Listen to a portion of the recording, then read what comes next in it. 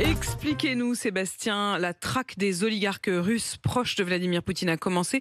Est-ce que les sanctions européennes commencent à être appliquées vraiment? Oui, cette traque commence à donner des premiers résultats. Exemple dans le port de La Ciotat, près de Marseille, jeudi dernier. Port où stationnait un immense yacht, l'Amore Vero, 86 mètres de long, 3 ponts, une piscine pouvant se transformer en héliport. Valeur 120 millions d'euros. Ce yacht appartient à un très proche du Kremlin, Igor Sechin, patron du géant pétrolier Rosneft et ancien vice-premier ministre de Vladimir Poutine, homme d'affaires richissime. Les douanes françaises sont arrivées juste à temps. Le navire qui était en réparation était sur le point d'appareiller en urgence pour s'éloigner de l'Europe. Trop tard, il a été saisi, il ne bougera plus.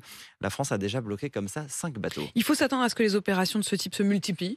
Oui, c'est l'objectif. Une liste de près de 500 noms a été établie au niveau européen. Des personnalités ou des entités russes ciblées par les sanctions. Leurs propriétés pourront être saisies. Les yachts, les jets, les châteaux, les villas, les véhicules de luxe. La traque de tous ces biens a commencé notamment en France où les Russes ont beaucoup investi sur la Côte d'Azur, des biens d'exception à Paris, des chalets haut de gamme aussi dans les stations UP des Alpes. Il s'agit de frapper l'entourage direct de Vladimir Poutine, d'affaiblir le cœur du pouvoir russe. Voilà la détermination affichée par le ministre de l'économie Bruno Le Maire qui a lancé une task force, une équipe dédiée chargée d'enquêter, de lister les propriétés concernées avec le fisc. Tracfin, les douanes.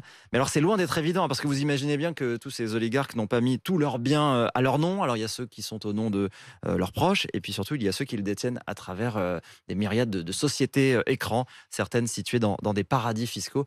Il va donc falloir démêler les fils. Qu'est-ce qu'ils vont devenir en fait tous ces biens?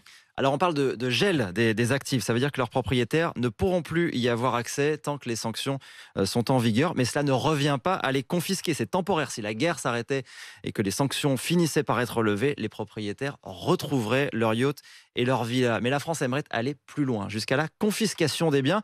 Juridiquement, c'est beaucoup plus compliqué parce que cela revient à exproprier et le droit de propriété est protégé.